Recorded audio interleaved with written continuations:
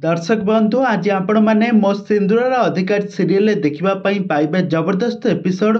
आज मुक्ति आ पूर्वी को बचाइबे आसी पहुँची जिबे आदि एपटे मुक्ति आज साहस करी सही महिला बेकर छुरी लगाई समस्त को डराई सेठारु चली जिबे। तेबे दर्शक बंधु आज मो सिंदूर अधिकार सीरियल अध्याय किसी नुआ ट्विस्ट घटवाई जाऊँचे। तेबे दर्शक बंधु ये सीरियल आग को कौन घटब ए संपर्क में सब किसी जानापी हेले आपण मैंने आज भिडियोटी को पूरा शेष पर्यंत देखंतु।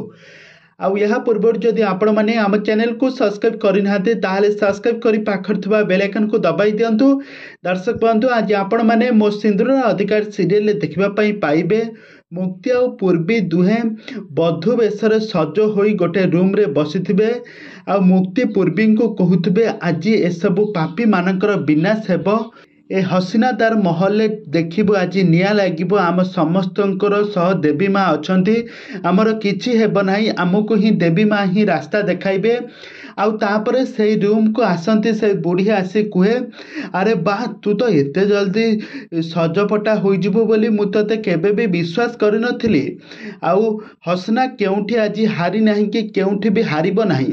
यहाँ पर मुक्ति तळुकू नेकी जाउथबा समय मुक्ति गोटे छुरी थुआ होइथिबा फल प्लेट रे सेठु आनी से बुढ़ी बेकर लगाई देबो।